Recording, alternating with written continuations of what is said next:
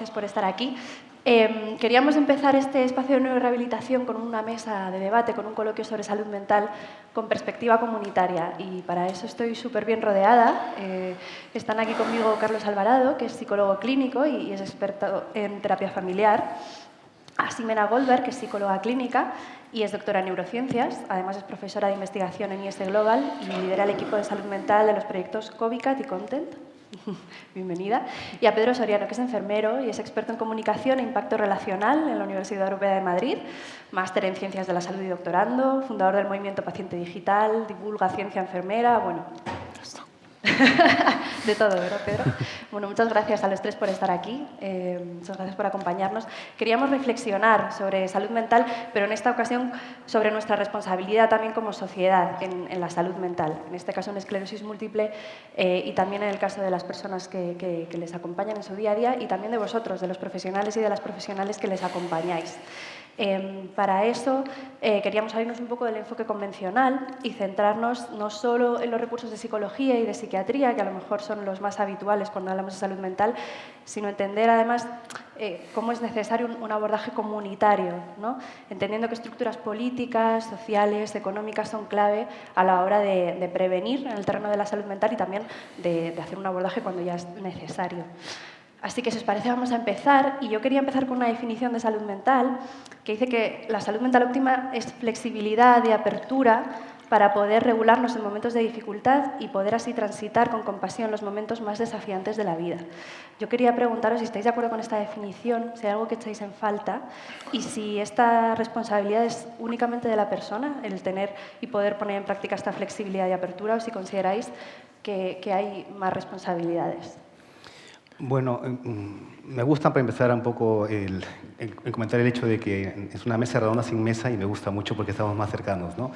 Y por otro lado, sí, a tu pregunta te quería comentar que normalmente pensamos que el factor resiliente, que es muy importante, que las personas pueden hacer, lo es todo, ¿no? Y a veces la resiliencia yo creo que va acompañado de muchos factores externos. Entonces, cuando en mi caso, que soy terapeuta familiar, hemos trabajado también bajo el modelo sistémico, hemos visto siempre que hay un modelo más bien ecosistémico, ¿no? Donde está la familia y alrededor muchas instituciones y entidades y muchos factores como los sociales, los políticos, los económicos, que también confluyen y hacen que realmente eso sea así. Entonces, con lo cual, creo que es una suma de todos al final, no solamente del propio individuo o la propia familia. Yo creo que mientras más ayudados es mucho mejor. Gracias, Carlos. Ximena. Sí, yo quizás en esta definición que comentas, me parece que estaría también importante pensar no solamente en lo que esa persona tiene que afrontar, sino lo que también puede dar, ¿no? Una visión un poco más activa de la persona, de la condición que tenga. A mí me gusta trabajar con una definición de la Organización Mundial de la Salud, de salud mental, que habla acerca de que la salud mental es un estado de bienestar que permite a esa persona desarrollarse a su potencial máximo y ser una persona, un individuo activo en su comunidad, ¿no? Y esta es una definición que a mí me gusta, me sirve además para trabajar porque no está sesgada por ningún tipo de enfermedad que tengamos, sino que está la persona en su contexto y cómo interactúa, ¿no? La persona y su contexto. Para mí esta parte también es importante. Bueno, pues yo poco más tengo que añadir de lo que ya has hablado de la definición. Básicamente, yo creo que cuando hablamos de comunidad es que las personas que conviven con esta condición de salud, ¿no? En concreto, sepan que hay una red, ¿no? Que yo creo que hay recursos no suficientes, pero que sí que hay una red. Yo creo que hay una red entre el tejido asociativo, entre los profesionales, entre ellos mismos. Y que tengan cómo afrontarlo y tener esa capacidad de afrontamiento y que exista una relación de ayuda de verdad, que conozcamos cómo poder ayudarles para que ellos se sientan mejor, yo creo que no, ¿sabes? Por añadir algo más a la definición, porque la definición está totalmente... O sea, yo estoy con los compañeros de lo que estaban comentando, ¿no? Pero que sí que sientan que existe ese apoyo. Y ahora, con Internet, con las tecnologías que tenemos a mano, ha facilitado que las personas tengan información de salud. Por lo tanto, yo creo que esto es una ventaja. Creo que es algo que deberemos verlo como algo positivo, aunque exista la otra cara de las redes. Creo que es algo muy positivo porque la gente, al final, quiere formar formar parte de su proceso de salud. Y también encuentran información fuera. Y no solo información, entidades, personas, profesionales que están aquí hoy. Entonces, no sé, yo creo que la definición está muy bien, pero creo que lo que tenemos que hacer es intentar crear esa red para poder ofrecérsela a la persona, ¿no? A lo mejor me he salido un poco de la pregunta, que puede ser. Pero, para eso estás también, ¿no? Estáis yo he aquí dicho lo también, que quería para decir. saliros de las preguntas. Sí, la verdad es que coincido totalmente.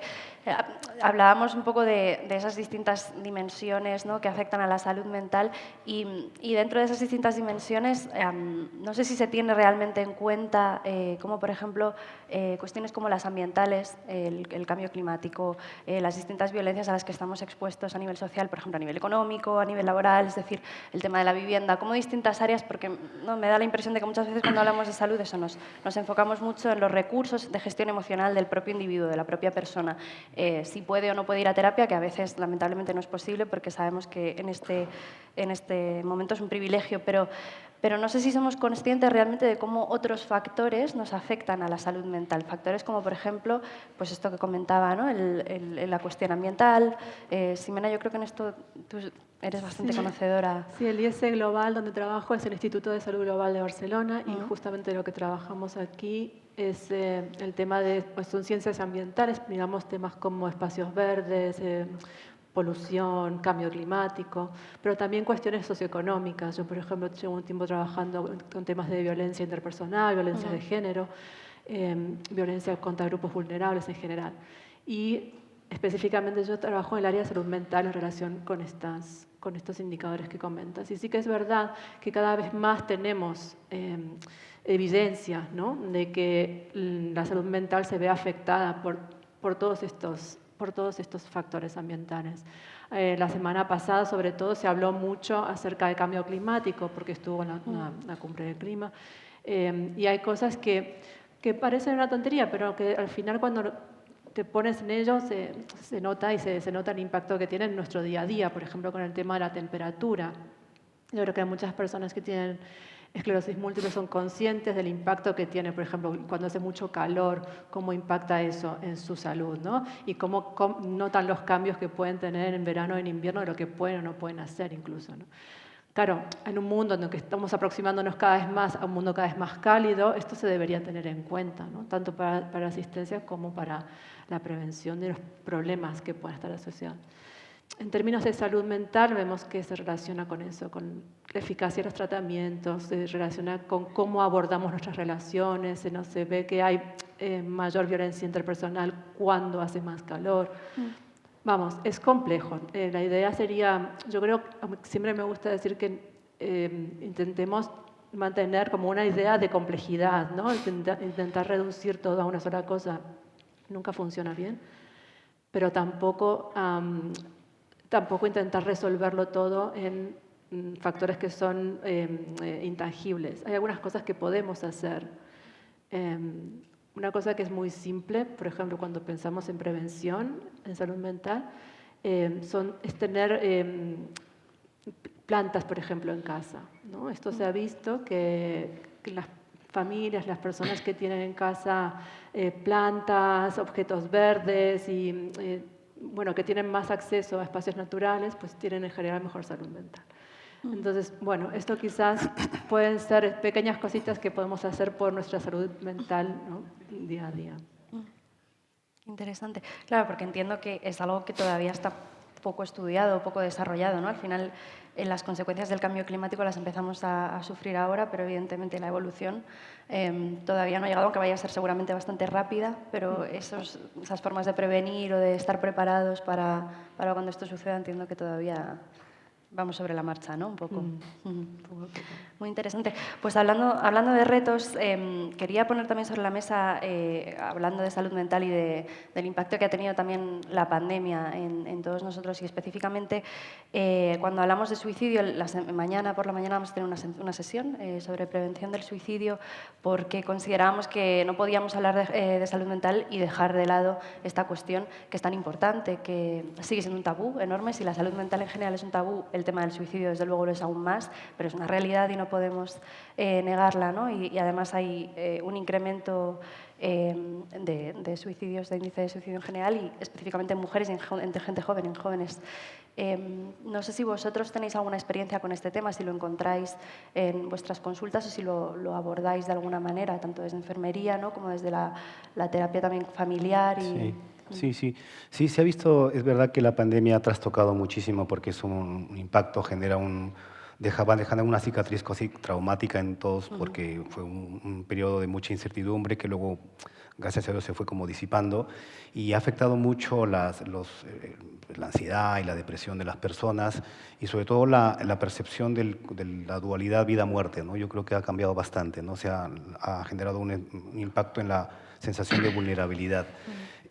Yo que también trabajo mucho con adolescentes sí he observado que también, desgraciadamente también corroborado por tema de las redes sociales, hay un incremento de ese tipo de cuestiones que son bastante preocupantes, muy alarmantes. Se está viendo muchos ingresos de chicos adolescentes, por ejemplo, por esos motivos.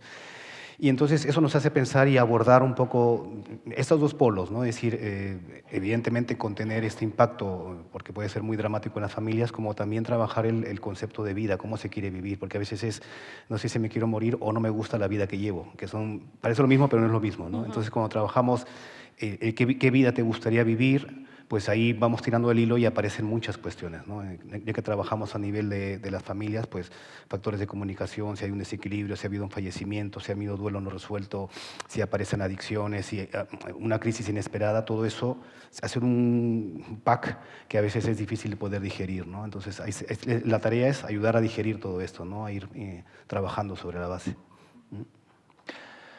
Bueno, yo la parte, fíjate que soy muy pro de redes, pero creo que ahora la sensación que tenemos un poco, no sé si la podemos compartir luego o aquí vosotros que también sois más expertos en este área, las habilidades sociales, ¿no? El cómo afrontamos situaciones cotidianas en el día a día.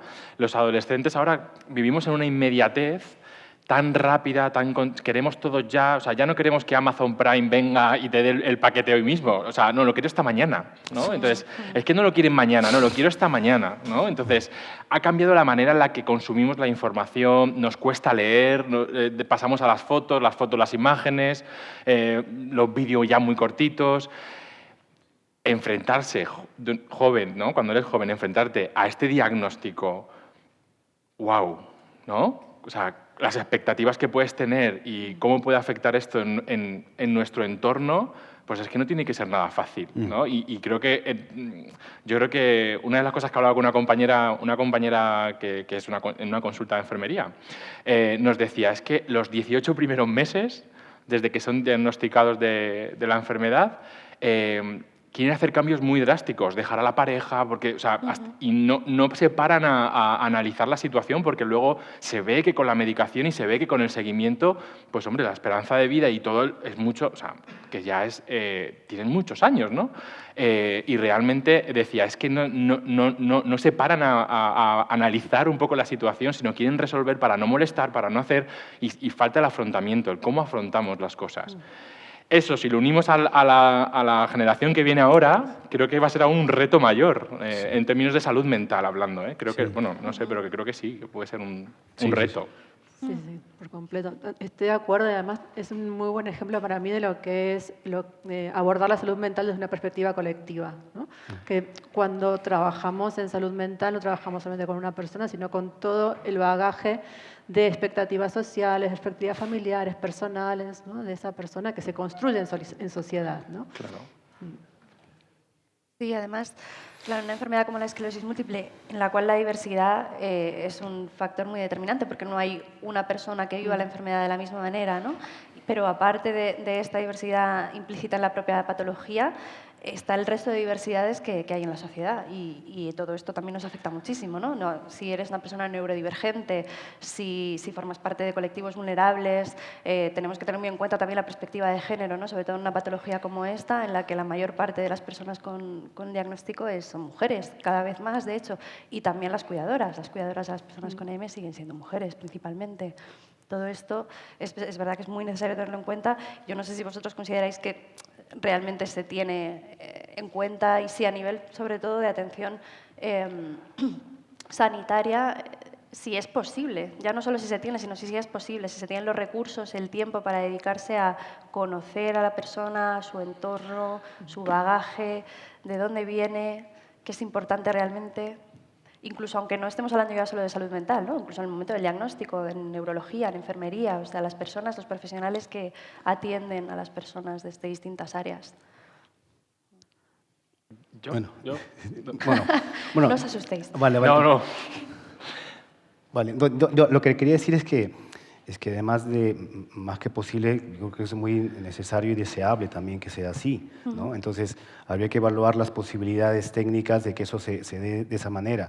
Cuando se evalúan, por ejemplo, situaciones de este estilo en las familias, que a veces no vienen directamente por estos temas, sino que de repente nos encontramos que aparecen como daños colaterales, ¿no? De repente la presencia de este diagnóstico ha generado que la familia entre en dos tipos de crisis, una crisis inesperada y una crisis de desvalimiento juntos, con lo cual eso significa que la familia se ha tenido que recolocar en función de quién ha sido el integrante que ha padecido esta enfermedad, ¿no? Y tiene mucha razón, el tema de género, si en este caso es la mujer o la madre, evidentemente es un peso muy importante y hay un descoloque en la estructura y en la dinámica familiar, con lo cual es necesario, me parece que es deseable y necesario que se pueda atender también esto desde diferentes instancias, porque la familia, aparte de que tiene que aprender nuevos modelos de relación y de comunicación y de funcionamiento, también se necesita mucha logística alrededor también para que esto pueda funcionar, ¿no? Entonces, visto desde dentro es lo que se va observando en la trayectoria de las familias que a veces tienen un diagnóstico, un impacto así tan tremendo en sus vidas, ¿no? Sí, antes, bueno, hablando también de adicciones, y según los últimos datos públicos, ¿no? Recientes datos públicos, España está a la cabeza en el consumo de psicofármacos. Es algo que ha sucedido sobre todo en los últimos años, seguramente, bueno, pues unido a toda la situación de la pandemia. ¿Es algo que vosotros veis en consulta y qué opinión tenéis a este respecto, ¿no? Porque entiendo que la medicación es necesaria, sobre todo en determinados momentos, para regular y estabilizar a la persona y de ahí poder abordar desde una parte más terapéutica, pero no sé qué experiencia tenéis en este sentido con los psicofármacos. Yo sí lo voy viendo porque, bueno, luego nos comentas tú, Pedro, porque tu experiencia, pero a mí me llama mucho la atención porque sí, me gusta observar algunos detalles, entonces cuando voy a las farmacias, me fijo qué hay detrás del que me despacha, ¿no? Entonces si aparecen melatonina, es que la gente tiene problemas de sueño, si aparecen antidepresivos, o sea, algo está pasando, sí que nos ha pasado algo, ¿no? Entonces la gente evidentemente consume más de estos fármacos porque evidentemente necesitamos trabajar áreas que se han visto vulneradas. Entonces, si hay más estrés, evidentemente puede haber más ansiedad y más depresión. Luego, entonces, pues las consultas se van incrementando en ese sentido. Es la impresión que yo tengo y también lo he visto en consulta y lo veo también en la calle, sí. Bueno, yo, hilando un poco también con lo anterior, al final somos seres sociales, ¿no? ¿Y qué utilizamos para sociabilizar? La palabra. Sé que es algo obvio, pero al final la comunicación y el cómo nos comunicamos es donde generas confianza o donde generas rechazo. También nuestro lenguaje no verbal habla, ¿no? Al final todos damos una impresión a otra persona y en tan solo 15 segundos nuestra mente ya nos hace una imagen de cómo creemos que puede ser esa persona por cómo viste, por cómo se mueve, por cómo gesticula, ¿no? En un sistema sanitario donde el tiempo está muy limitado, donde todos pues sabemos cómo funciona y hay muchos aspectos que mejorar, nosotros como profesionales tenemos mucho que reflexionar en cuanto a cómo hacemos esa comunicación, ¿no? Porque si queremos conocer ese entorno, si queremos conocer cómo es su entorno familiar, qué es lo que está ocurriendo, qué es lo que pasa alrededor, tenemos que generar un clima de confianza mínimo para que esa persona se abra. Porque, claro, no es fácil llegar a una consulta y directamente pues, empezar a hablar de un problema, no sé, algún problema sexual, por ejemplo. No, seguro que no es de lo primero que se habla en una consulta, ¿no? Entonces, claro, cuando ya tienes ese vínculo, yo creo que ya todo es mucho más fácil. Yo creo que incluso ellos o ellas, ¿no? De alguna manera, se sienten escuchados, se sienten atendidos, cuidados, ¿no? Porque ¿qué es cuidar? Cuidar también es eso, ¿no? Cuidar también es hablar con cariño, es sentir que estás ahí, son los silencios, son muchas cosas, ¿no? Y es difícil, porque a veces, es difícil y no es por echarnos culpas a nosotros. Muchas veces entras y estamos con el ordenador que ni miramos a la cara, estamos acabando otra cosa, empezamos otra, nos interrumpen. Son muchas cosas y yo creo que tenemos que hacer una reflexión también en eso, ¿no? Aunque tengamos poco tiempo, También creo que eso se mejora en cuanto ya conoces a la persona, ¿no? Conforme van viniendo más consultas, más visitas, pues todo va mejorando, pero creo que esa parte creo que es fundamental. Hay un tema, yo quizás aportaría aquí, que creo que hay un problema también a nivel de sistemas y políticas públicas, porque la salud mental ha estado históricamente infrafinanciada y esto hace que, claro, la primera opción de tratamiento de las enfermedades mentales más comunes, depresión, ansiedad, no es la medicación. O sea, las guías de tratamiento, la primera opción de tratamiento es la terapia en realidad. Pero desde el sistema no se ofrece esto como primera opción porque es, claro, proporcionalmente mucho más complicado y caro ofrecer una terapia que no una medicación que se da por farmacia. Entonces, un poco en respuesta a esto es algo que es conocido, digamos, no estoy diciendo ninguna novedad, es que en los últimos años se está intentando empezar a fomentar más lo que es la asistencia en psicología comunitaria. Es decir, que el psicólogo o la psicóloga se integren dentro de los equipos de atención primaria y de prevención y promoción de la salud. Y esto tiene muy buena acogida porque se trabaja de una manera con grupos, juntando gente que tenga intereses comunes. Es una perspectiva muy diferente que lo que permite es muchas veces evitar, ¿no?, terminar llegando a un especialista que dé una medicación si no es necesaria. Es un proceso largo, pero como decía aquí, es necesario hacer este cambio y yo creo que ahora ya todas las personas somos conscientes de que hay que hacerlo y se está empezando a generar. Sí, en ese sentido yo creo que ahora nos podrán contar más ellos, pero creo que las asociaciones de pacientes seguramente funcionan de una manera muy similar a eso que comentas, ¿no? Porque yo creo que funcionan mucho a nivel comunitario también. Tienen sus servicios, ¿no?, de rehabilitación. Incluso tú puedes ir solo a recibir el servicio de rehabilitación, pero con el simple hecho de entrar a la asociación ya estás formando parte de una red, de una comunidad, tanto de profesionales como de iguales, ¿no?, y de personas que tienen la patología, y desde ahí es verdad que se aborda también tu situación de otra manera. A veces yo creo que tenemos muchas veces a abordar nuestra salud mental porque no estamos acostumbrados a lidiar con nuestros sentimientos en general, a ponerle nombre, a identificar. Es que lo obviamos. Pero podemos llegar a abordar nuestra salud mental de formas a lo mejor más indirectas que no nos asustan tanto en primera instancia, incluso a nivel físico, ¿no? Desde la propia terapia física podemos también ayudarnos a nivel mental. Y yo creo y aquí creo que los foros o las comunidades virtuales, sí, vamos, seguro que aquí, bueno, luego lo decís si conocéis alguna, ¿no? Pero hay muchas personas que están en redes sociales ayudándose. Y la comunidad de esclerosis múltiple es una de ellas, es una de las potentes, ¿eh? Y lo podemos ver, si estamos un poco en redes lo podemos ver. La cuestión es que tenemos que también, la otra parte, trabajar esa red, ¿no? Porque no todo vale y tenemos que aprender que cuando lees una información tiene que haber un autor, que tiene que haber una fecha de publicación, que puedes contactar, que haya bibliografía, si hay alguna entidad que está detrás avalando esa web. Todas estas cosas son las que también nosotros tenemos que prescribir desde la consulta, porque al final la gran mayoría de las personas van a tener acceso. Y esa es la red que de alguna manera, o red de recursos que puedes emplear. ¿Para qué? Para que encuentren a una igual.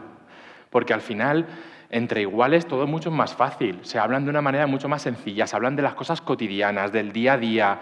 Es que es diferente. Me duele esto y si te lo estoy contando y tenemos lo mismo, me entiendes más que si se lo estoy contando a una persona que no tiene esa enfermedad, ¿no? Entonces, bueno, eso hay que potenciarlo. Y hay que potenciarlo en todas las áreas. Y es difícil, pero aquí el tejido asociativo hace un papel pero increíble, que es que debería tener aún más reconocimiento y más participación dentro del sistema. O sea, porque es que el papel es fundamental, porque hay una parte que sales de allí y ¿qué pasa? ¿No? Es la realidad, sales y ¿qué pasa? Entonces, bueno, yo mi reconocimiento a toda esa parte, ¿no? Porque creo que hacen mucha labor y profesionales que tengamos que participar más con ellos, ¿no? Porque es la manera de crecer. Yo creo que es un eslabón necesario, también retomo un poco el hilo de lo que comentaba Pedro, porque me parece que cuando nosotros también asistimos a terapia familiar, evidentemente viendo también que hace falta también una intervención más psicosocial, más de fuera, siempre el fenómeno de la asociación ha ayudado muchísimo, ¿no? Porque acoge, informa, psicoeduca, a veces hacen grupos de autoapoyo para pacientes, para familiares, y eso es fundamental y necesario. Entonces, creo que es un eslabón fundamental que permite, ¿no? Que las personas estén bien asistidas, sea la patología que tengan. En este caso, lo que estamos hablando de la esclerosis múltiple, ¿no? Pero se ha visto demostrado que en diferentes áreas el ser albergados, el tener conexión con una red de personas, el tener la información necesaria para conocer la problemática, tanto para los pacientes como para los familiares y en grupo, es muy potente el recurso, sí. Vamos un poquito justos de tiempo porque hemos empezado con algo de retraso, pero yo hay dos cuestiones que sí que quería poner por lo menos sobre la mesa y también para compartir ahora con todos vosotros. Una es la perspectiva de género, que antes pasábamos un poco por encima, y específicamente el tema de la violencia de género. Ximena, además vi que escribiste ayer, publicaste en El País un artículo sobre esta cuestión y cómo la violencia de género afecta a la salud mental de las mujeres que la sufren y cómo esto es una cuestión que es social, o sea, que debería ser trabajo de toda la sociedad el poner la mirada en eso. Y además yo cuando te leía pensaba no solo en esas mujeres, sino también en los hijos, ¿no? O sea, ¿qué pasa cuando hay menores? Cuando hay menores, por ejemplo, en los casos de esclerosis múltiple, ¿qué pasa cuando son los hijos de personas con esclerosis múltiple y además hay violencia dentro de ese domicilio? O cuando son los menores los que tienen la patología, ¿no? Pero en este caso de la violencia de género, me interesaría mucho que nos contases un poquito más sobre este tema, cómo afecta a la salud mental, ya no solo de las mujeres, sino al final también de toda la sociedad, ¿no? Ya. Sí, es interesante. Para mí el tema de violencia de género es muy específico. Hay muchas formas de violencia que afectan la salud mental. La violencia de género es muy puntual porque es una violencia de tipo estructural. Entonces, hay gente que sabe muchísimo más que yo acerca de temas de género, pero en el caso de lo que es salud mental, lo que vemos es que las mujeres supervivientes de violencia por parte de la pareja, que es el tipo de violencia más común, las mujeres que son víctimas de violencia de género normalmente lo son por parte de su pareja. Las proporciones son enormes, son más del 70%. En todo caso, lo que vemos es que a largo plazo, incluso una vez habiendo terminada la relación de pareja, durante muchísimos años, esas mujeres continúan teniendo problemas de salud que afectan no solamente la salud mental, que es lo primero que se afecta, o lo primero que se evidencia que se afecta, se triplica o cuadriplican los casos de depresión, ansiedad, suicidio, sino que además a largo plazo también se empiezan a presentar otros problemas que son enfermedades que se conocen como no transmisibles, como crónicas, que son cáncer, enfermedades cardiovasculares y respiratorias, por ejemplo, diabetes. Esto lo que nos indica es que la violencia genera cambios biológicos, o sea, no solamente psicológicos, de identidad, sociales, de contexto, etcétera, sino que hay cambios ya a nivel, biológicos, vamos a dejar una palabra así como amplia. Y esto es lo que se relaciona con esta mayor aparición de enfermedades no transmisibles, ¿no? Esto con respecto a las mujeres. Es verdad que siendo un tema de derechos humanos, el tema de la violencia, a veces lo de la salud queda como en un segundo plano, porque lo primero que queremos es que esa mujer deje de estar expuesta a la violencia. Pero cuando vemos que una vez que acaba eso, a lo largo de los años aparecen estos problemas de salud, es importante reconocer que ese problema de salud se relaciona con esa exposición, porque nos da más argumentos para decir, ojo, que no termina con la violencia, sino que las consecuencias se continúan a muy largo plazo. Con lo que comentabas de los niños, las nenas que viven en esta situación, la violencia doméstica es la principal causa de riesgo de suicidio infantil, por ejemplo, o de suicidio en adolescentes. Son cosas que no deberían pasar, ¿no? Básicamente. Entonces, claro, aquí entramos en otro tema, que es lo mismo la construcción de identidad, la construcción de la identidad durante la infancia, durante la adolescencia. Cada momento tiene sus particularidades y no quisiera generalizarlo, ¿no? Pero sí me parece importante alzar la voz sobre las consecuencias de la violencia. Cuando una pareja, lo mismo que comentabas antes, ¿no? Cuando una persona tiene un problema de salud mental, es importante preguntarse si esa persona está expuesta a violencia, porque es muy probable que lo esté o que lo haya estado. A partir de ahí, desgranar las relaciones de pareja, las relaciones familiares, las relaciones en contexto social, etc., ¿no? Cuando son niños es más, supongo que tú también, ¿no? Sí. Cuando son niños lo más natural es abordarlo a partir de la familia, ¿verdad? Sí, y lo exhiben rápidamente también los pequeños, ¿no? A través de sus conductas o a través de cuando hacen dibujos y tal, se ve claramente que ha habido algo de vulneración y son bastante transparentes los chiquillos en ese sentido. Pero entonces uno se pregunta, si se pudiera haber evitado esa violencia, Sí. ¿cuántos, ¿no? Claro. ¿Cuántos casos de estos podríamos haber evitado? ¿No? Y lo importante que es trabajar sobre eso. No sé, bueno, no quiero seguir. creo que No, querías- a ver, puedo hacer. Sí, claro, por Bueno, a lo supuesto. mejor es una pregunta un poco absurda, ¿eh? O sea, perdonadme, pero ¿qué hacemos cuando tú ves eso, no? Porque lo que solemos hacer la sociedad muchas veces es mirar a otro lado. Claro. Entonces, cuando eres profesional y tú detectas, no me refiero en vuestro caso que os dedicáis más a eso, ¿no? Pero a lo mejor, pues en este caso la enfermería o otros profesionales, se detecta algo así, ¿cómo es la mejor manera de actuar? Porque, bueno, es que estaba imaginando la situación y muchas veces miramos a otro lado o no sabemos cómo abordar ese momento, ¿no? ¿Cómo le dices tú a una persona que crees que... ¿no? No es fácil. Entonces, bueno, ya que estoy aquí, pues yo he aprovechado, pero... Me parece No, pero es excelente. súper importante porque además si trabajáis con pacientes, ¿no? Sí. Claro. Perdona, que además, claro, las personas que tienen una relación de dependencia con otras están en mayor riesgo también de sufrir situaciones de violencia, Claro. ¿no? En la familia esto pasa, yo creo que es importante hablar que esto puede pasar y que, bueno, es importante abordarlo, ¿no? Yo creo que es un tema bastante delicado, como dices, muy peliagudo, porque, por ejemplo, cuando hay casos de abuso físico, sexual con niños, por ejemplo, uno siempre busca el código deontológico, ¿no? Y lo que te dice el abogado y te dice que, bueno, es necesario que tú puedas denunciar y tal, lo cual eso puede significar, pues si hago una denuncia, una terminación del caso terapéuticamente y abordado de un punto de vista legal. Claro, cuando los pacientes vulnerables sienten que en psicoterapias es un recurso para sentirse ayudados, pueden perder ese recurso, pueden ganar otro tal vez. Es complicado.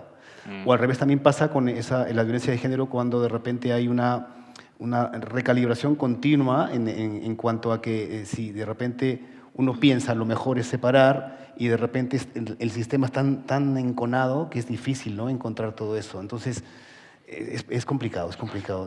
Eso es complicado. Hay una alta tasa también de abandono terapéutico por ese motivo, cuando de repente, sobre todo el agresor detecta que esto va a romper el sistema, entonces con lo cual pues, ahí nos vemos pillados, ¿no? Ahí como entre puntillas también, ¿no? Pero es complicado.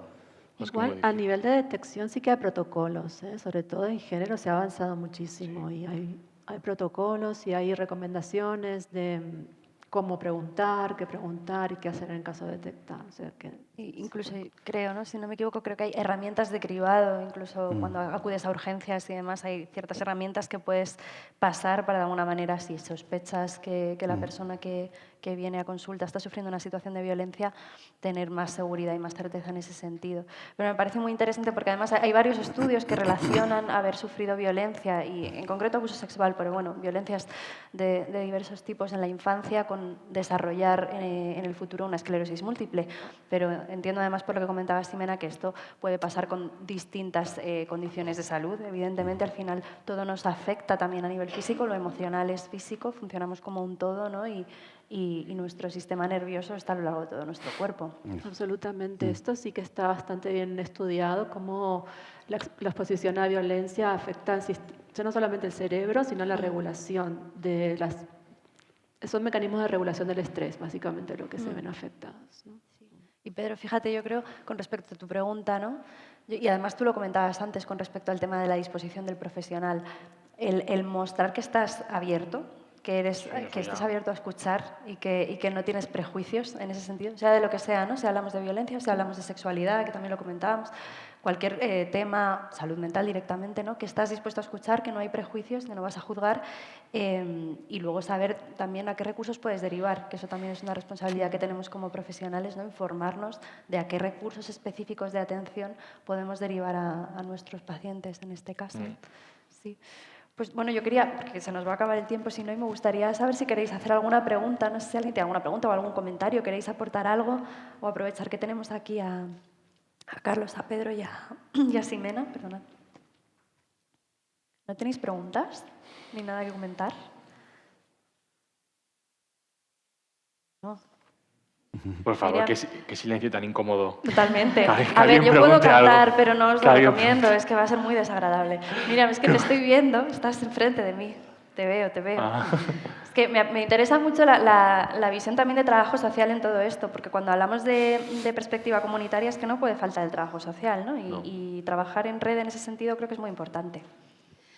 Bueno, nosotros no tenemos la varita mágica para los casos de violencia, ojalá pudiéramos tenerlo, pero sí que es cierto que en ese conocimiento de los recursos, las trabajadoras sociales, sobre todo las que tenemos especialidad sanitaria o las que trabajamos en el campo sociosanitario, tenemos un conocimiento muy vasto, no solo de los recursos de atención sanitarios, sino también sociales. Entonces, abordamos los casos desde otra perspectiva, no siempre se pueden canalizar los recursos disponibles precisamente por lo que comentaba Carlos, por el tema del abandono terapéutico. En ocasiones la línea, lo comentábamos ahora, la línea del maltrato o la negligencia es tan fina que la persona antepone el acompañamiento y el soporte antes que la denuncia, ¿no? Claro. Y la superación de esa situación, ¿no? Entonces es muy delicado y cada caso también es distinto, sobre todo con esclerosis múltiple y en el caso de mujer, que son varias circunstancias que coinciden, ¿no? Género, discapacidad, la situación que ocupa en la familia, la relación que tiene con la pareja, con los hijos, etcétera, ¿no? Entonces, son casos muy complejos que necesitan una visión multidisciplinar y que a veces os olvidáis de nuestra parte, ¿no? Del conocimiento de los recursos disponibles y de la capacidad de acompañamiento a la hora de ir a un recurso, ir a otro y poder coordinarse, ¿no? Y bueno, estamos disponibles en las asociaciones y podemos aportaros una visión distinta, ¿no? Complementaria a todas. Pero yo quería resaltar sobre todo que a nivel comunitario esas redes que existen funcionan de formas muy independientes, paradójicamente. O sea, hay una red que es la sanitaria, que es pública y que todo lo sanitario público se puede correlacionar. Pero si no damos psicología porque no está dentro del catálogo, a familiares y de larga duración, cada vez que hay una pérdida con brotes o con progresión de la enfermedad, pues sabemos que están las asociaciones ahí, pero como no son públicas, nosotros no las recomendamos. O directamente encontramos profesionales que les dicen no vayáis porque allí solo vais a ver a gente que está peor que vosotros o sois como deprimidos y pesimistas porque les hablamos de los síntomas y les enseñamos a discernir qué tipo de enfermedad tienen, si es progresiva, si es recurrente, cómo se afronta, qué medicaciones existen, qué investigación se hace. Todo eso lo aprenden en la asociación. Nosotros decimos también que la gente que viene voluntariamente a la asociación es la que menos necesita a nivel de salud mental esa atención, porque tienen la proactividad de buscar el recurso necesario. Nos preocupa mucho más la gente que no viene y la que se está enfrentando a esa pérdida, a esa parte del ¿y ahora qué? Ahora que tengo un diagnóstico y tengo una medicación, ¿qué hago con mi vida? ¿Cómo la reoriento? Que está bien abordar cambios o no, o cuándo los tengo que abordar a nivel laboral, a nivel familiar, a todos los niveles, ¿no? Entonces, sí que es cierto que a nivel de sensibilización, la salud mental, bueno, es uno de los factores que hay que tener en cuenta. O sea, hay que sensibilizar de que si la ayuda no está en los canales públicos, está en las asociaciones, que no somos empresas, pero que estamos ahí y hacemos una labor sustitutiva o complementaria del sistema público. Entonces, es una cosa muy importante. Y luego también a nivel de la salud mental de las familias, nos encontramos muchísimos casos de diagnósticos que las personas se ven con problemas añadidos de salud mental o de depresión, ansiedad, etcétera, porque la pareja o la familia, como los ven bien, sobre todo en los primeros años de diagnóstico, no tienen síntomas aparentes, sí invisibles, pero no aparentes, no llegan a comprender el alcance de un diagnóstico de esta gravedad y, sobre todo, el afrontamiento de la incertidumbre, ¿no? Por la que pasa esa persona y que tiene que redactarse a todo un sistema de cambios o de afianzamiento de su proyecto vital. Entonces, pues eso, señalar dos vías de trabajo a nivel comunitario en la salud mental de las personas y de las familias. Muchas gracias, Miriam. Pedro, ¿qué querías? Sí. Voy a comentar una cosita rápida. Cuando estabas hablando, ¿cómo te llamabas, perdona? Miriam. Cuando estaba hablando me estaba acordando de que muchas veces los profesionales nos creemos que sabemos de todo el rato y que estamos súper actualizados y no es cierto. Perdonad, o sea, a veces somos muy ignorantes porque no le estamos haciendo un bien a la persona que viene, ¿no? Le estamos frenando a que vaya a un sitio. Estamos aumentando un estigma que hay en la sociedad sobre una patología y está generando que no vaya a un sitio donde va a encontrar un igual, va a encontrar información, recursos y tal. O sea, fijaros cómo hay que trabajar no solo la parte de la sociedad que conozca lo que es la enfermedad, cómo se ha avanzado en la medicación y todo, sino nosotros mismos, que también muchas veces creemos que podemos con todo, que sabemos de todo, y muchas veces el otro lado nos dan media vuelta, porque claro, convives con eso. Y entonces, creo que tenemos que ser lo suficientemente humildes para poder dejar que ese conocimiento también fluya hacia el lado del sistema. Por eso la participación de los pacientes, de las asociaciones, de las entidades, se debe de potenciar en todos los ámbitos asistenciales, porque es que si no, al final, ¿no? Bueno, no sé, a lo mejor yo es que soy muy idealista, ¿eh? Que puede ser que sea Mr. Wonderful aquí, pero sí que creo que... ¿Sí o no? No sé si... Vale, pues sí. Pues claro, pero muchas veces también tenemos miedo a que nos cuestionen y a que nos posicionen, ¿no? Y a que nos arrinconen. Pero es que lo que no sabemos es que cuando somos pacientes o cuando somos usuarios, como cada uno se quiera llamar, al final somos parte activa del sistema. Y yo lo que quiero es que aprendas de mí, que aprendas de lo que yo estoy viviendo. No sé, bueno, y la labor de yo creo que tengo en el grupo de FF Paciente, tenemos a 2 personas con esclerosis múltiple y te puedo asegurar que la trabajadora social, o sea, hablan más de la trabajadora social que del neurólogo, porque es la que le soluciona las cosas del día a día muchas veces. Y es que, ¿qué queremos hacer cuando nos diagnostican una enfermedad? Afrontarla, pero queremos seguir haciendo lo que nos gusta hacer. Bueno, yo me callo, porque... Sí. Es que me pongo a hablar, perdonad, pero no, es yo que... te voy a invitar a Yo ya me callo, no, yo ya estoy... no, además, me venía una reflexión a la cabeza ahora que decías esto, Pedro, cuando hablábamos antes de mirar para otro lado como profesionales con cuestiones que nos incomodan. Y seguramente haya bastante de esto también, de esa necesidad que podemos tener, ¿no? De control y de saber, también de ser útiles como profesionales. Y claro, si no sé cómo enfrentar una situación, pues bueno, igual voy a hacer como que no está, porque entonces si no tengo que afrontar que sobre esto no sé o no sé cómo, y en realidad no es algo que hable mal de nosotros como profesionales, sino que es que no podemos llegar a todo ni podemos ser expertos en todo. También la sociedad evoluciona muchísimo. Fíjate esto que comentabas, ¿no? del tema ambiental. Quiero decir, es algo sobre lo que se va aprendiendo sobre la marcha. Es imposible que seamos expertos en todo el rato, ¿no? No se puede. Bueno, pues no sé si alguien más tiene alguna pregunta o algún comentario. Esta mesa de ahí. ¿Sí? ¿No? Parecía. Venga. ¿No? Parecía que sí. Yo me parecía... Es que te llegó la vibra, ¿no? Es que me llegó como que se estaban mirando como... Bueno, creo que quieren preguntar algo. Movimiento. ¿No? Bueno, habéis hablado al final un poco de que haya una persona ha sufrido violencia, un abuso sexual, como que puede favorecer que en un tiempo posterior pues tenga esclerosis múltiple o otro tipo de enfermedad. Yo estoy observando con las personas que trabajo que cuando una persona es diagnosticada, cuando tiene algún brote, ha habido alguna alteración o un periodo de estrés importante, es un suceso impactante.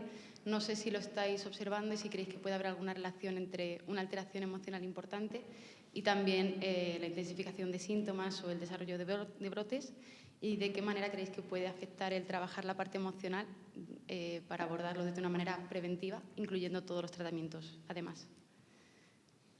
Bueno, sí, la conexión sí está clara, ¿no? Yo creo que siempre hay que evaluar primero clínicamente a nivel médico y luego si ya se descarta alguna otra cuestión, también en paralelo trabajar la parte psicológica relacional, porque a veces sí está muy contextualizado la aparición en cualquier tipo de enfermedad, ¿no? Si hay el estrés está clarísimo que va detectando o va focalizando en las personas, en los familiares y también en los pacientes alguna dinámica como muy de alta intensidad, se puede decir, ¿no? Entonces, las emotividades también se van expresando también con mucha intensidad y al final, pues, somos cuerpo-mente, al final todo se va conectando. Entonces, sí que hay y si no es ahí, es posterior, hay por ejemplo, una crisis posterior también que puede desencadenar en la familia, si realmente la disfunción se ha empeorado, ha agravado o qué ha ocurrido, para que todo, sobre todo si hay niños menores que presencian este tipo de cosas, también tengan información. Entonces, con lo cual yo creo que la correlación no hay que descuidarla nunca, ¿no? ni el antes, ni el durante, ni el después. Está ahí inmerso y cada crisis nos va dejando un poco de información acerca de cómo ir mejorando también. Como lo abordamos nosotros en familia es de esa manera, ¿no? Tanto en familia como en terapias de grupo, en otros casos como adicciones y tal, lo hacemos de esa manera, ¿no?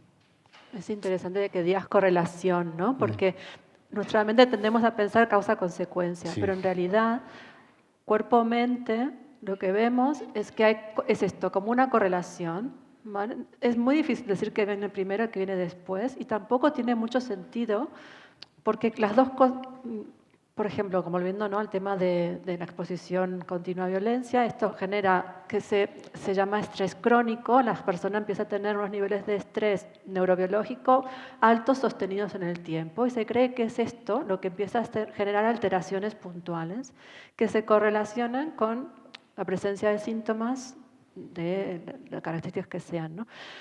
Pero es que el aspecto emocional también puede generar esos mismos movimientos neurobiológicos, se pueden generar tanto a partir de experiencia corporal como de experiencia social. Las experiencias sociales pueden afectar nuestro cuerpo de la misma manera que nuestro cuerpo expresa una enfermedad, digamos, ¿no? Entonces, es importante abordar la cuestión emocional. Yo creo que no tanto como causa-consecuencia, sino como un acompañamiento importante de la respuesta a ese brote, ¿sí? Y quizás también para la modulación del curso del tratamiento. Gracias. ¿Alguna pregunta más? Sí, mira, ahí atrás hay. Gracias, Pablo.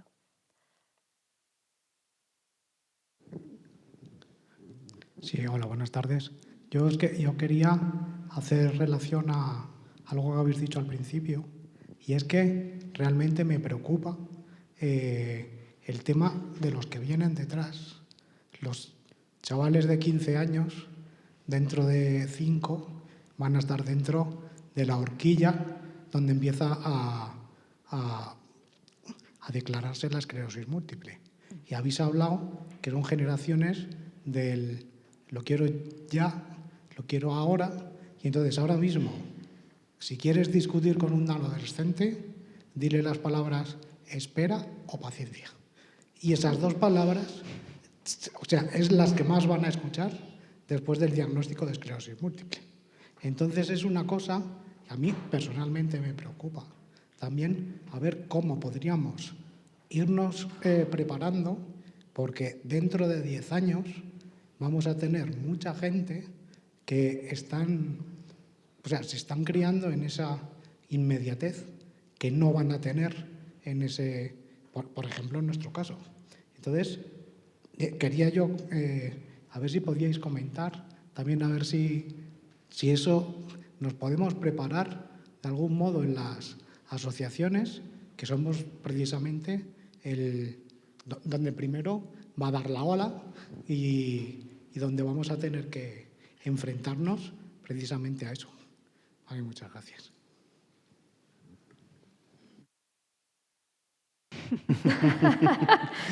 ¿Me miráis a mí? No. Tú empezaste. Ya. Pues es que no sé, es que no sabría qué contestarte, la verdad. O sea, realmente es que viene un problema muy gordo con esto. Porque ¿en qué nos estamos focalizando, ¿no?, a día de hoy? ¿En qué se focalizan las asociaciones? ¿En qué se focalizan los profesionales? pues es que a lo mejor tenemos que cambiar, no 360, pero a lo mejor 180 al grado. O sea, las campañas de visibilidad que hacemos, cómo se enfocan esas campañas de visibilidad y hacia qué se enfoca, ¿no? A lo mejor tenemos que empezar a trabajar con la parte más joven para intentar concienciar. Pero es que lo veo, es que es una pregunta muy buena, pero creo que es súper difícil y creo que no tiene una...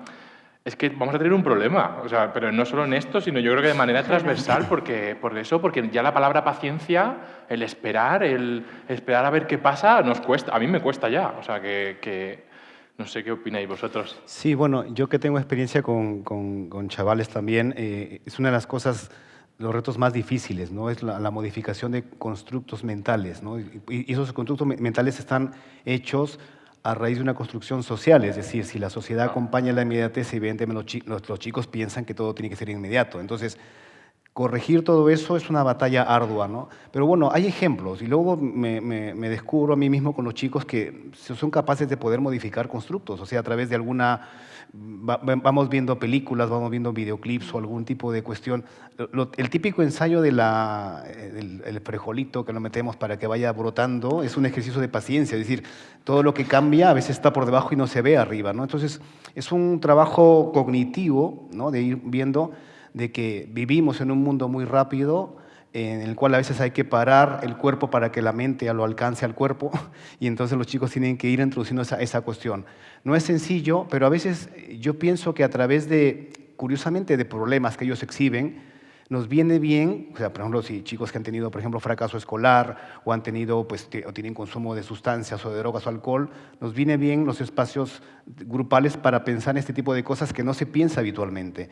Y eso modifica mucho la historia. Entonces, hay una luz de esperanza. Se pueden modificar constructos a través del diálogo interaccional con chicos también de la misma edad, que curiosamente no todos están atrapados. O sea, hay esperanza, ¿no? No están tan abducidos, hay algo de esperanza por ahí. Hay esperanza, hay esperanza. Sí, Yo me quedo con eso. el tema del diálogo, yo creo que sí que... A ver, es verdad que es una generación que va así, pero porque el mundo ha cambiado mucho también, ¿no? Nosotros vamos así también. Yo noto, bueno, también por la línea de trabajo, pero en los últimos 2 años yo noto una aceleración del ritmo de trabajo brutal. Esto, por un lado, pero digamos, esto está acompañado con otros cambios también. Y yo lo que noto en los jóvenes es que están mucho más conscientes del tema de salud mental. Muchísimo más. Ellos saben lo que es la ansiedad, saben lo que, o sea, su vocabulario natural, hay un ataque de pánico, hay una depresión, hay un tío con esquizofrenia. Digamos. ¿Te has brotado? Dicen. Sí. Entonces, quizás esta podría ser una estrategia, ¿no? Para usar un vocabulario que puedas decir, ojo, que esto que te está pasando es ansiedad. Para digamos, quizás podemos aprovechar esto que aprenden también en las redes para comunicarnos con ellos. Y esto, lo último también comentabas, Carlos, el tema del diálogo. A nosotros nos funciona mucho hablar, o sea, si queremos cambiar algo, hablar con la gente con la que queremos cambiar eso. Entonces, si tenéis en las asociaciones grupos de jóvenes, por ejemplo, una buena idea quizás sería hacer algún tipo de grupo de conversación y decir, oye, estamos viendo esto, nos preocupa esto, ¿qué pensáis vosotros como jóvenes que podemos hacer para anticiparnos? ¿No? Son propuestas, pero también entiendo que es complicado. Es difícil, muy difícil. Es un tema complejo, pero yo creo que también es importante que no nos distanciemos tanto, ¿no? De ellos. Sí, eso es. Que a veces, y además coincido mucho con eso que decía Ximena, que yo tengo también esa percepción de que ahora cada vez se habla más de salud mental y que las personas de las siguientes generaciones no están mucho más naturalizando esto, familiarizados con la salud mental, lo comentan. Creo que también a nivel de reivindicar los derechos, Sí. ¿no? Yo creo que se les está dando mejor de lo que se nos daba a nosotros. Yo creo que también ahí nosotros, desde esa distancia, o a lo mejor no entender ciertas cosas o cómo funcionan ciertas cosas que a lo mejor para nosotros se han quedado un poco, nosotros nos hemos quedado un poco obsoletos, pues sí que acercarnos, ¿no? Un poco con esa curiosidad, más que con, ¿no? Un poco más desde la curiosidad, sí. Muy bien. Veo una mano por aquí, Adrián. Sí, gracias, Pablo.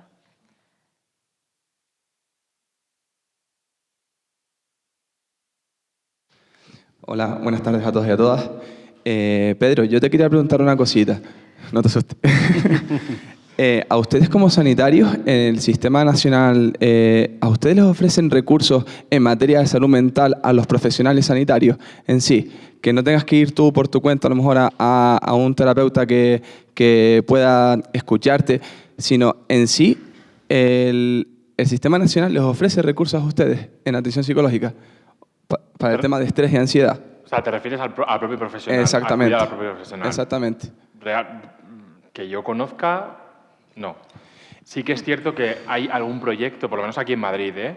Sé que con por ejemplo, yo hablo de enfermería porque es lo que más controlo, ¿no? Pero el Colegio de Enfermería de Madrid sé que tiene un proyecto que de alguna manera colabora con algún hospital que lo que hacen es cuidar, o sea, son proyectos para específicamente salud mental para profesionales de la salud. Pero de manera reglada, como por norma, no. Yo no conozco, a lo mejor a alguien, pero yo no conozco. Es que digo todo esto porque creo que también nos olvidamos que los sanitarios también son personas, al fin y al cabo. Muchas veces decimos que el neurólogo a lo mejor no me escucha, el neurólogo a lo mejor no me entiende, pero claro, no sabemos la carga de trabajo que tiene detrás. Te digo un caso personal, por ejemplo. Nosotros en Lanzarote teníamos un neurólogo muy bueno, el doctor Pablo Guía, que ya no está en Lanzarote, ahora está en el Hospital Negrín de Gran Canaria. ¿Qué pasó? Que muchos pacientes iban a Pablo, no para saber sobre el tema de la enfermedad, si habían avanzado o no, sino simplemente para hablar con él. ¿Por qué? Porque al fin y al cabo el neurólogo es la persona que te da la noticia. Desde un principio el diagnóstico te lo da. Al fin y al cabo, la idea es generar ese vínculo, esa confianza con el neurólogo y que el neurólogo también sepa generar esa confianza al fin y al cabo. Y muchos pacientes nos decían, es que yo voy a Pablo a hablar y salgo bien, como si fuese una consulta de psicología, por así decirlo. ¿Qué pasó? Que lamentablemente Pablo se fue. Y ahora estamos con un proceso de readaptación que muchos pacientes nos lo dicen.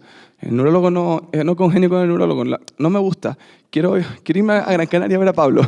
Y es como, es difícil. Pero claro, siempre digo que es como el perro que se muerde la cola.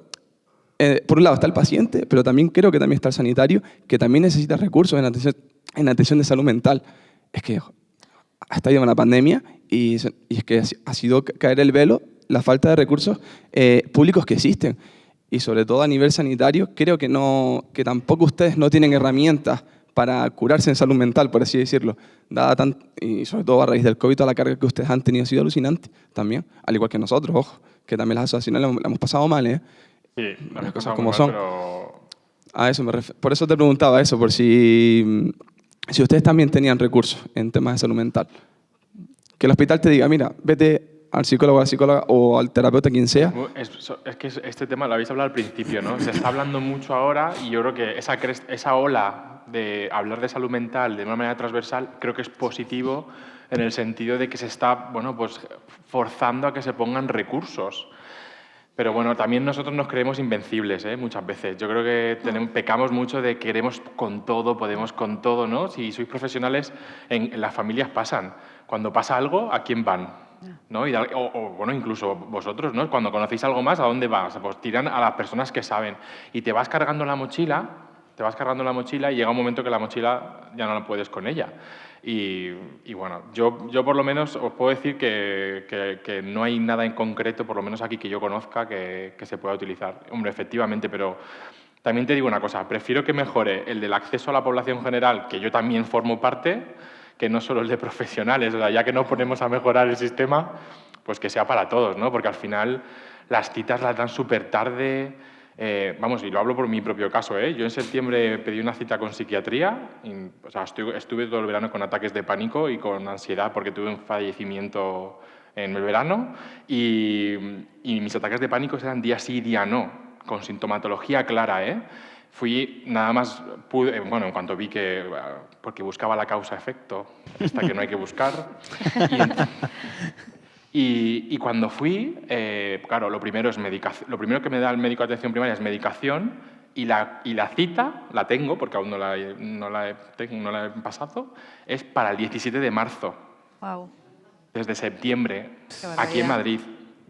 Entonces, o sea, y lo mío creo que no es algo, o sea, quiero decir, para mí es grave, porque a mí me limitaba a mi día a día, para mí, pero que en comparación con otras cosas, creo que la ansiedad y ataques de pánico no es, ¿no?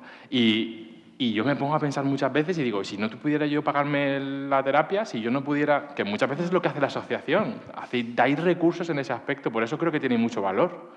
Entonces, bueno, no sé, creo que es que ese tema, bueno, ellos saben más, pero creo que estamos muy mal con ese tema. Pero bueno, vamos por mejor que se hable y que hagamos presión a que miremos para otro lado, y creo que eso es lo que no estamos haciendo ahora. Los jóvenes, como decías antes, creo que en ese aspecto no miran para otro lado, y eso es bueno, ¿no? Sí. Yo creo que eso es súper positivo. Y también cambiar un poco la manera en que, la manera tradicional en la que el médico lo tiene que saber todo, esto también tiene que cambiar porque Sí. es mucha presión.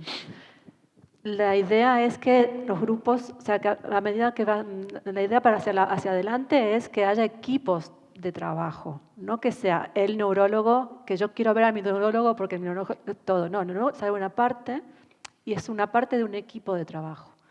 Entonces, en ese sentido sería más trabajar sobre lo que es prevención de problemas de salud mental en población, ¿no? en trabajadores sanitarios, y no que la idea sería evitar justamente que se quemen y que necesiten un tratamiento, etcétera, etcétera, ¿no? Yo creo que el trabajo en grupo, el trabajo en equipo de tipo colaborativo es clave como herramienta de prevención de salud mental en sanitarios. Sí.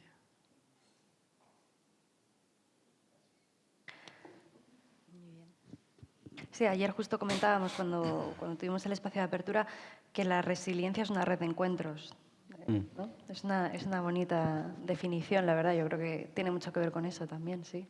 Y aprovechar además que trabajamos de manera multidisciplinar y que cada uno tenemos conocimientos diferentes, y no solo conocimientos diferentes, sino experiencias de vida diferentes también, que eso aporta mucho también a la trayectoria profesional y a cómo nos manejamos.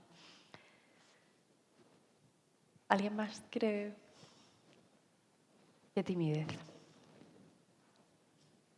Bueno, yo sí que quería preguntaros, porque la soledad no deseada sabemos que es uno de los principales factores determinantes, ¿no? del deterioro de la calidad de vida y de la salud mental en concreto.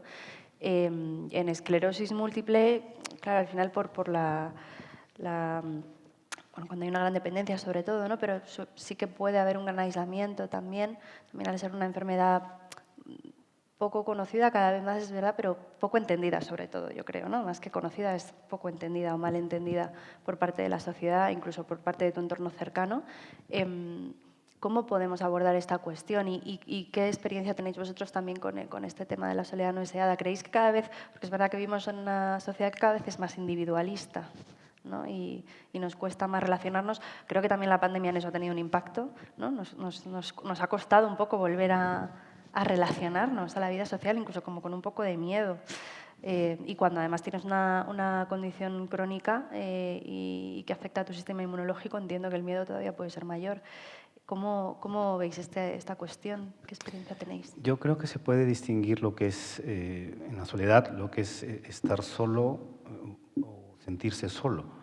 Que a veces pasa, mucha gente te lo comenta, ¿no? Dice que está rodeado de gente, pero se sienten solos, con lo cual yo puedo interiorizar que a lo mejor no se sienten comprendidos, no se sienten conectados. Entonces habría que analizar caso por caso, ¿no? Yo creo que normalmente el sentimiento de soledad, que también puede pesar mucho, y como un factor agravante de otras patologías, ¿no? Por ejemplo, en casos, yo también he trabajado muchos casos de adicciones, el camino final, el recorrido final de una adicción es que el individuo se quede solo, ¿no? Siempre pienso que es como una especie como de ave rapaz o carroñera que está esperando que el individuo esté solo para poder liquidarlo, ¿no? Entonces, curiosamente, lo contrario a eso es la socialización, que es como un factor necesario para trabajar en depresión, en ansiedad, en muchas cosas, que la gente esté en contacto porque somos seres humanos sociales, ¿no? Entonces, habría que analizar por qué las personas a veces, o si por experiencias previas muy negativas, quieren estar solos, han elegido la soledad, o porque se han sentido rechazados socialmente, qué es lo que ha pasado, si tienen déficit de habilidades sociales. Entonces, en función de eso, se va aplicando cada tratamiento. Entonces, yo creo que la soledad, que también dicen que es bueno aprender a estar solos, que también hay un punto específico, tiene que ser todo en su justa medida, me parece, ¿no? O sea, la soledad extrema yo creo que no puede ser bueno, yo creo que puede deteriorar muchísimo. En pacientes, por ejemplo, de edad avanzada, el solo hecho de hablar ya es una estimulación neurológica, solamente escuchar y hablar, nada más. Porque si están solos, pues la evolución del deterioro puede ser drástico. Con lo cual, hablamos que es un tema también importante, ¿no? Hay que hablar, hay que comentar, hay que estar relacionados, hay que salir, hay que moverse, ¿no? Entonces, estoy de acuerdo contigo en ese sentido, ¿no? Es un elemento esencial, básico, para estas patologías y para todas. La importancia, además, de saberte escuchado, ¿no? Sí. Porque eso es verdad que se percibe, tiene mucho que ver con lo que comentabas, Pedro, también de el lenguaje no verbal.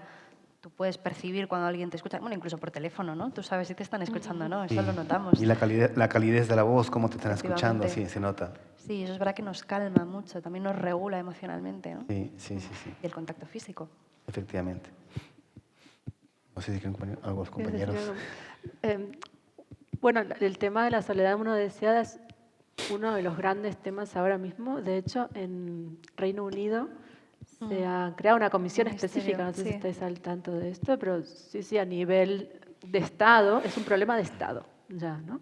Y claro, hay varias campañas que lo que hacen justamente es esto, animar a la gente a que se pongan en contacto entre sí, ¿no? Es una campaña así en redes sociales y tal. Claro, esto me parece que sería interesante comentarlo en el contexto en el que estamos, ¿no? Cómo lo veis en relación a las personas que tienen esclerosis múltiple, si hay alguna especificidad de la soledad no deseada en personas con esclerosis múltiple, porque como decía Carlos, cada persona, ¿no? Es un mundo. Pero me da la impresión de que a lo largo de la vida de una persona que es diagnosticada con esta enfermedad, debe haber diferentes momentos en que esto se produce, esta situación, el sentimiento, ¿no? de sentirse solo, sola, ¿no? Con lo que, bueno, no sé si quizás hay alguna situación puntual que queráis compartir. Miriam, sí tienes...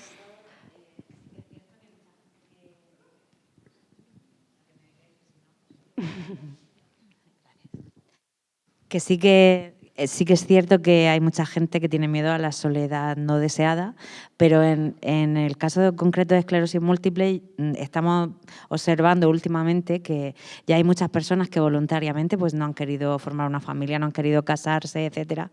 Y el miedo no es a esa soledad sí deseada, sino el miedo a la soledad no acompañada, es decir, o no asistida, a llegar a una situación de dependencia y no tener los recursos necesarios para poder vivir esa vida independiente, ¿no? Entonces, yo creo que ahí es muy importante el cambio de concepto que sobre todo se ha potenciado después de la pandemia, de los recursos residenciales y de centros de día.